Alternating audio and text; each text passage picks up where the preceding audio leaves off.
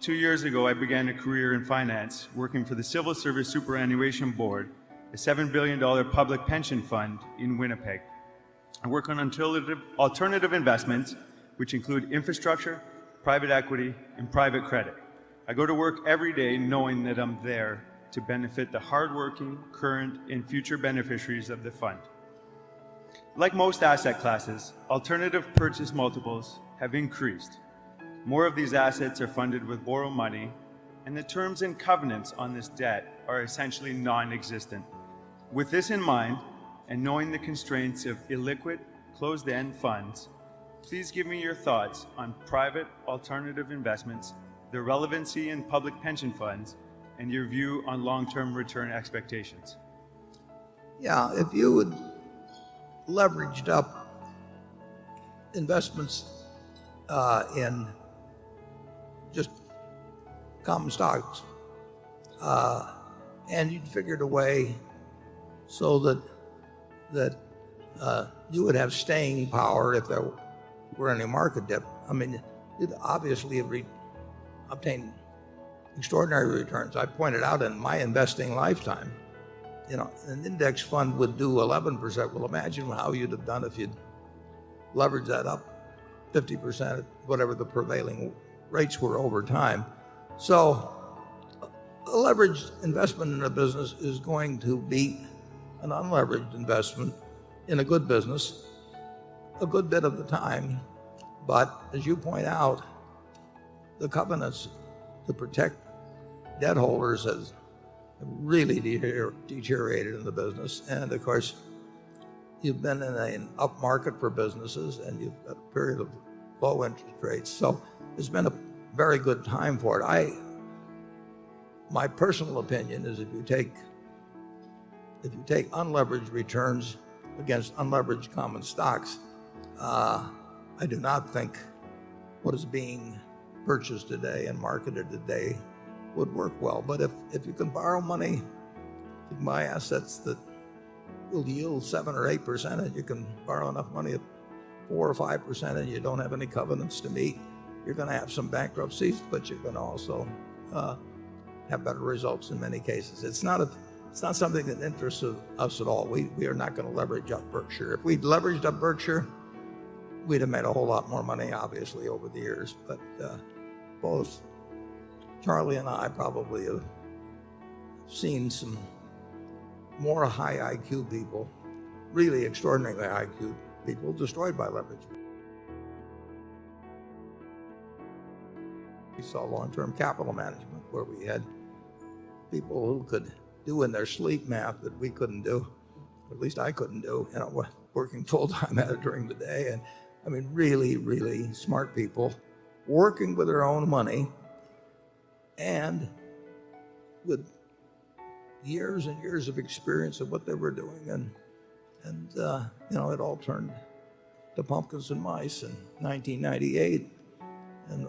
And actually was a source of national concern, just a few hundred people. And then we saw some of those same people, after that happened to them once, go out and do the same thing again. So it's, I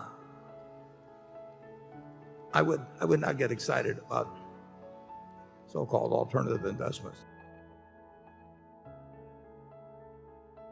You can get all kinds of different figures, but there's probably at least $1 trillion committed to buying, in effect, buying businesses. And if you figure they're going to leverage them, 2 for 1 on that, you may have $3 trillion of buying power trying to buy businesses in the U.S. market, maybe something over 30 trillion now, but there's all kinds of businesses that aren't for sale in that thing. So the supply-demand situation for buying businesses privately and leveraging them up has changed dramatically from what it was 10 or 20 years ago. And I'm sure it doesn't happen with your Winnipeg operation, but we have seen a number of proposals from private equity funds where the returns are really not calculated in a manner that, they're not calculated in a manner that I would regard as honest. And So it's not something.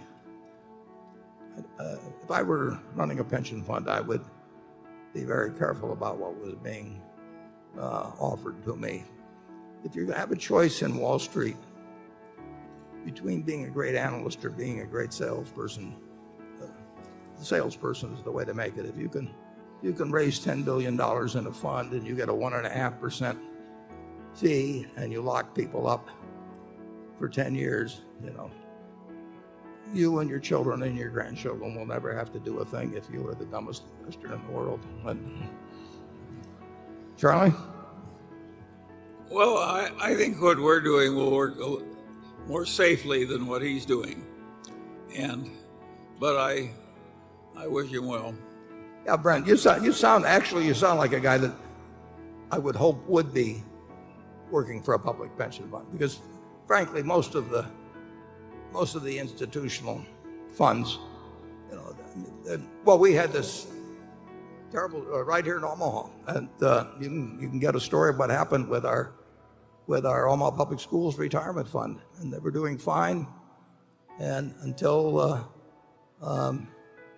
the manager started going in a different direction, and the trustees here, perfectly decent people, and the manager had done okay to that point, and it became. They were smarter in Winnipeg than they are here. Oh, well, that was pretty bad here. It's not a fair fight, actually, usually when a bunch of public officials are listening to people who are motivated to, who really just get paid for raising the money. Everything else is gravy after that, but if you run a fund and you get even 1%, of a billion, you're getting $10 million a year coming in, and if you've got the money locked up for a long time, it's a very one-sided deal. And I told the story of asking the guy one time in the past, how in the world can you? Why in the world can you ask for 2 and 20 when you really haven't got any kind of evidence that you are going to do better with the money than you do in an index fund? And he said, well, that's because I can't get 3 and 30.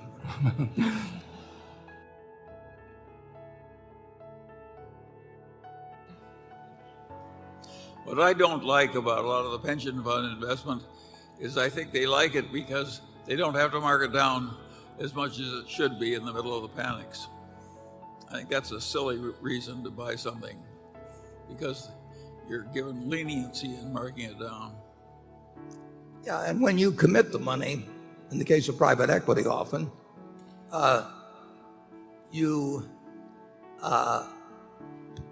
they don't take the money, but you pay a fee on the money that you've committed. And of course, you really have to have that money to come up with it at any time. And of course, it makes their return look better if you sit there for a long time in treasury bills, which you have to hold because they can call you up and demand the money, and they don't count that. They count it in terms of getting a fee on it, but they don't count it in terms of what the so-called internal rate of return is. It's not as good as it looks, and I really do think that when you have a group sitting as a state pension fund, Warren, all they're doing is lying a little bit to make the money come in. Yeah, well, that sums it up.